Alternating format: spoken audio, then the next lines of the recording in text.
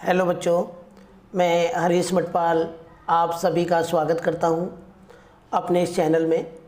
बच्चों, आज के इस वीडियो में हम लेके आए हैं कन्वर्स ऑफ बीपीटी थ्योरम।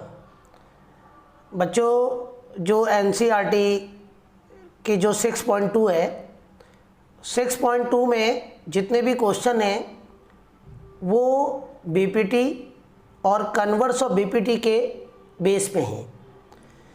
तो अगर हम 6.2 समझना चाहते हैं तो हमें बीपीटी और कन्वर्स ऑफ बीपीटी अच्छी तरह पता होना चाहिए। इससे पहले की वीडियो में मैंने आपको बीपीटी थ्योरम समझाई थी। आज की इस वीडियो में मैं आपको कन्वर्स ऑफ बीपीटी समझाऊंगा। उसके बाद हम 6.2 को सॉल्व करेंगे और हमें पूरी की पूरी एक्सरसाइज अच्छी तरह समझ में आ जाएगी। तो बच्चों, हम स्टार्ट करते हैं अपनी वीडियो। हम बात करते हैं converse of BPT theorem, basic proportionate theorem. ठीक है, तो बच्चों जो थेल्स थ्योरम है ये उसका कन्वर्स है। तो देखते हैं हम लोग कन्वर्स थ्योरम क्या कहती है। सबसे पहले हम बात करेंगे गिवन, कि हमें गिवन क्या है। तो बच्चों, अगर हम देखें तो हमें गिवन है, एक ट्राइंगल हमें गिवन है। ठीक है, तो बीपीटी में जो हमें गिवन था वो कन्वर्स में हमें प्रूव करना है, और बीपीटी में जो हमें प्रूव करना था कन्वर्स में वो हमें गिवन है। तो हमें एक ट्राइंगल गिवन है ABC। ABC नाम हमने अपने आप दिया है। तो एक ट्राइंगल है ABC जिसमें एक लाइन है जिसको हम बोलते हैं DE। तो बच्चों, बीपीटी में भी लाइन थी बट वो गिवन था कि वो BC के पैरेलल है, ट्राइंगल की एक साइड के पैरेलल है। बट यहाँ पे पैरेलल हमें गिवन नहीं है। DE एक लाइन है DE, इसने दो साइड कौन सी है, AB और AC। तो DE लाइन ने दो साइडों को सेम रेशियो में बांटा है, ये हमें गिवन है। तो गिवन क्या है हमें, DE लाइन ने दो साइडों को सेम रेशियो में बांटा है। इसका मतलब AD अपॉन DB जो आएगा वही AE अपॉन EC होगा। तो इसका मतलब DE ने दोनों साइडों को सेम रेशियो में बांटा है।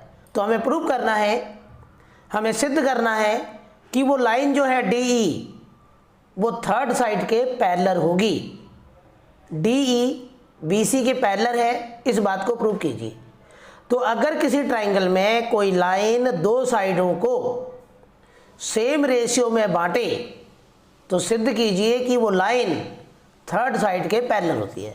तो हमें लाइन को पैरेलल प्रूव करना है। तो कन्वर्स ऑफ बीपीटी, हमें पैरेलल लाइन गिवन है तो बीपीटी। ध्यान देना है सब बच्चों ने। अब बच्चों, हम बात करते हैं कंस्ट्रक्शन की। अब हमने क्या किया कि थोड़ी देर के लिए मान लिया कि DE जो है BC के पैरेलल नहीं है। हमने मान लिया कि DF जो लाइन है वो BC के पैरेलल है। ये हमने बाई कंस्ट्रक्शन में मान लिया। ठीक है, DF BC के पैरेलल है, हमने मान लिया। अब बच्चों, जब DF BC के पैरेलल है तो पैरेलल गिवन है तो बीपीटी लग जाएगा। इसका मतलब कि अगर हम ABC में एक साइड BC के पैरेलल एक लाइन खींचे DF, मान लिया हमने DF पैरेलल है, तो इसका मतलब DF दो साइडों को सेम रेशियो में बांटेगा। बीपीटी लग गया ना बेटा। DF, ध्यान से समझो, DF BC के पैरेलल है तो इसका मतलब DF ने दो साइडों को सेम रेशियो में बांटा अकॉर्डिंग टू बीपीटी। तो बच्चों, ये है हमारी इक्वेशन फर्स्ट। ठीक है, अब अगर हम देखें कि हमें गिवन क्या है, तो बच्चों जो गिवन हमें है उसको हम नीचे नोट कर लेंगे डिट्टो। तो हमें गिवन है AD अपॉन DB बराबर AE अपॉन EC, ये हमें गिवन है। तो इसे हमने मान लिया इक्वेशन 2।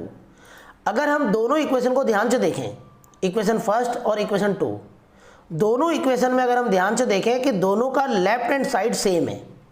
इक्वेशन फर्स्ट में लेफ्ट हैंड साइड है AD अपॉन DB और इक्वेशन 2 में भी लेफ्ट हैंड साइड है AD अपॉन DB। तो बच्चों जब दो इक्वेशंस का लेफ्ट हैंड साइड सेम है तो उनका राइट हैंड साइड भी सेम होगा, तो इसलिए हमने दोनों के राइट हैंड साइड को आमने सामने लिख दिया। अब हम क्या करेंगे, दोनों तरफ 1 ऐड करने पर हमने लेफ्ट और राइट दोनों में 1 जोड़ा। 1 कैसे जोड़ा, +1 कर दिया दोनों तरफ। अब ऐड करेंगे तो फिर एलसीएम लेंगे, तो एलसीएम लेके हमारा ये आ गया। अब बच्चों AF और FC ध्यान से देखो, AF आप ध्यान से देखो बेटा, आपने ध्यान देना है कि AF में अगर हम FC प्लस कर दें तो ये पूरी लाइन ही आ गई AC। तो इसका मतलब बच्चों अगर हम AF में FC जोड़ें तो पूरी लाइन आ जाएगी, कौन सी लाइन आ जाएगी, पूरी AC। तो बच्चों पूरी लाइन क्या आ जाएगा, AC लाइन आ जाएगी, ठीक है।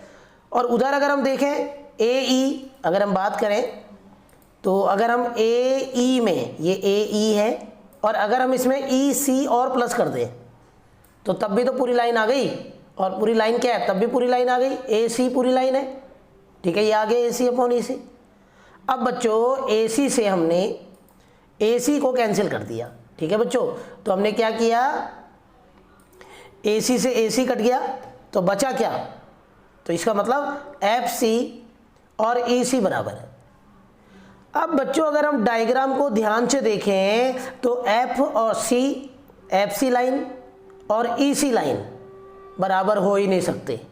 क्यों बराबर नहीं हो सकते, क्योंकि आपको नज़र आ रहा है डायग्राम में FC लाइन बड़ी है, FC की लेंथ ज़्यादा है और EC की लेंथ कम है।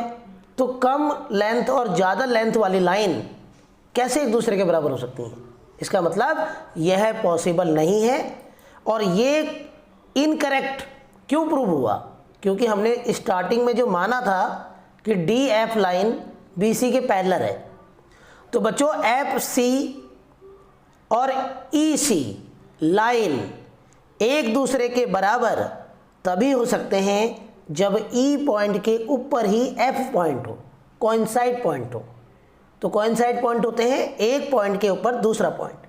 तो इसका मतलब FC और EC तभी बराबर हो सकते हैं जब धीरे धीरे DF लाइन E पॉइंट तक आ जाए।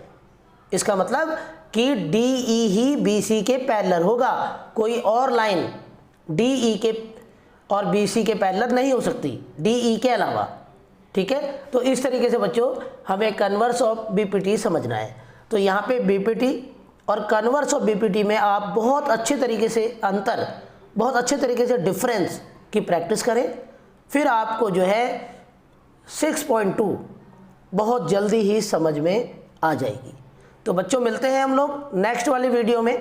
तो अगली वीडियो में हम लोग 6.2 स्टार्ट करेंगे और 6.2 के जितने भी सवाल हैं जो BPT और कन्वर्स ऑफ BPT के बेसिस पे हैं उनको सॉल्व करेंगे, ठीक है बच्चों।